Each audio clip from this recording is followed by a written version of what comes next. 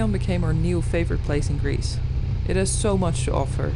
We were right on the beach and also right next to the mountains. There was a nice promenade with many restaurants. I really can't speak highly enough of this place. It left a really deep impression. And now we are down to the last 2 days in Greece. Leaving this place, we make our way over the mountains that separate the peninsula from the mainland, northwestwards, into central Macedonia. Our ferry back to Italy departs very late in the evening, 2 days from now. And it's only about a day's drive away, so we have plenty of time to fill in along the way. We plan to stop in a village called Vergina. There is an interesting museum there, and it's about halfway from here to the port of Igoumenitsa. Tonight we decided to sleep in a hotel. After tenting it for about 3 weeks in a row in Naxos, Delphi, and Pelion, it was about time for a real bed. Vergina is best known as the site of ancient Aikai, the first capital of ancient Macedonia, and it was there in 336 BC. Philip II was assassinated in a guy's theatre, and his son, Alexander the Great, was proclaimed king. Researchers uncovered 3 tombs at Vergina only in 1977. Tomb 1 contained Philip II, Alexander the Great's father. Tomb 2 belonged to Philip III of Macedonia, Alexander the Great's half-brother, while Tomb 3 contained Alexander IV, Alexander the Great's son. This was actually one of the best museums that I've ever visited, I would say. It was so well made. The whole vibe of it was just mysterious and edgy, and you felt like you were stepping back into time. It was left a really deep impression.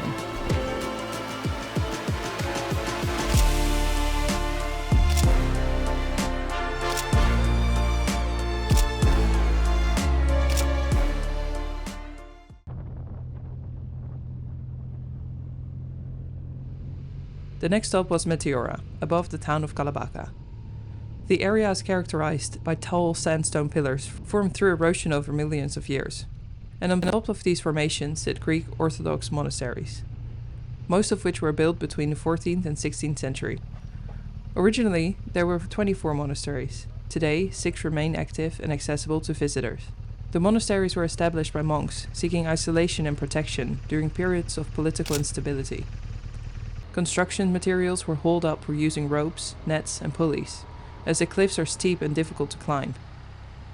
Meteora is recognized as a UNESCO World Heritage Site for its geological significance and its historical and religious importance. It is now a major cultural and tourist destination, known for hiking, rock climbing, and religious pilgrimage. It's an impressive place to see. It's hard to imagine how they built these monasteries that long ago. Even without going inside the monasteries, the visit was completely worthwhile because of the views alone. Seeing the monasteries from a distance emphasized how dramatic their locations are. We spent quite some time around the area, just to take it all in.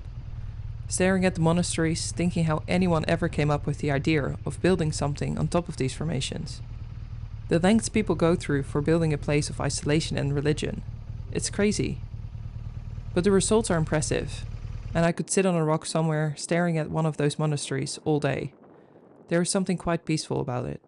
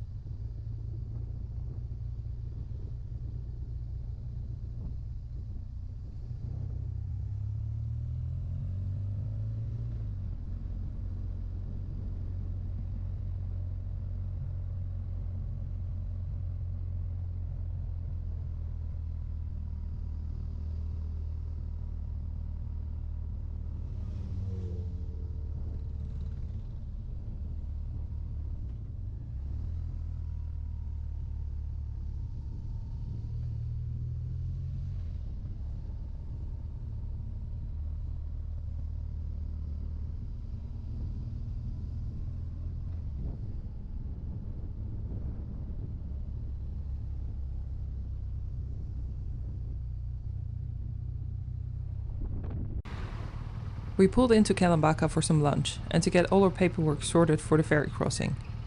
We were a bit apprehensive about the crossing, as we had huge delays while coming down to Greece a few months ago. We also found out about new Italian and European corona restrictions that were going to be implemented soon.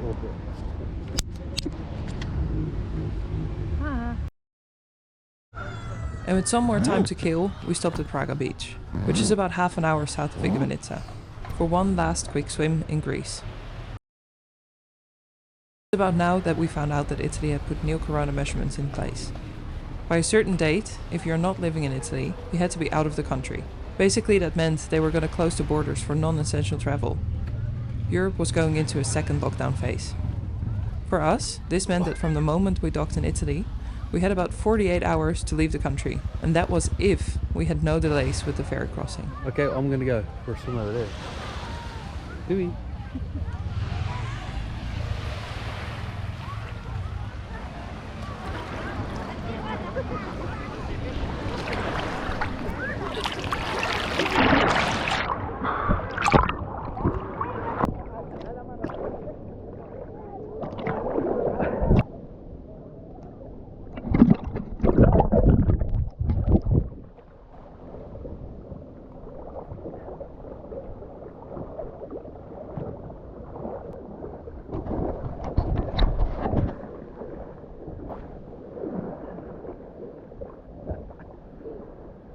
Fucking neat, I don't know what it is. Swim across the bay to an island.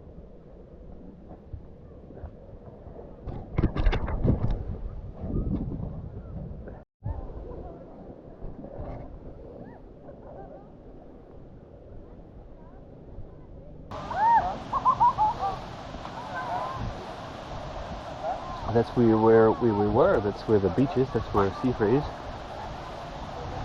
And that's where the bike is parked, just up there. Okay.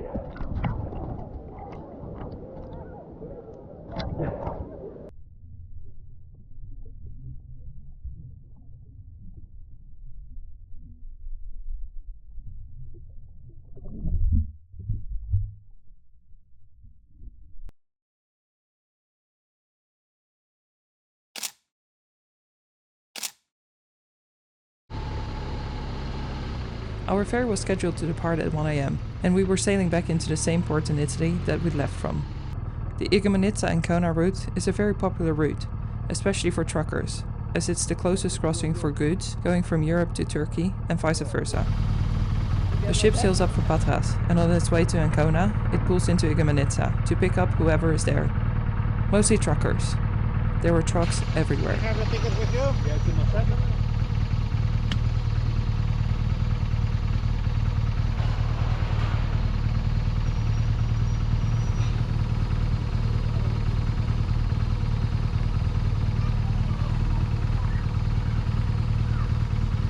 When we arrived at the port of Igoumenitsa, it was with some nerves. Is our ferry going to be delayed? Are we going to make it on time to get out of Italy? What will happen if we don't make it out of Italy before it goes into lockdown again? All these questions kept running through my mind as I stared eagerly at the sea. But then, the ferry arrived. Almost perfectly on time. It felt like such a relief to see it dock and to know we will be on our way to Italy very soon. And on time.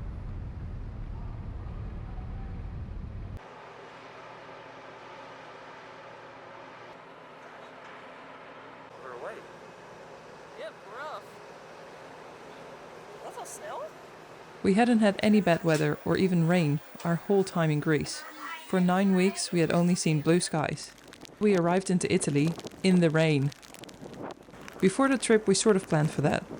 And if there was any bad weather predicted, we would just go to where it was good and move around it. We did have light bad weather gear with us, but we weren't really prepared for a passing thunderstorm.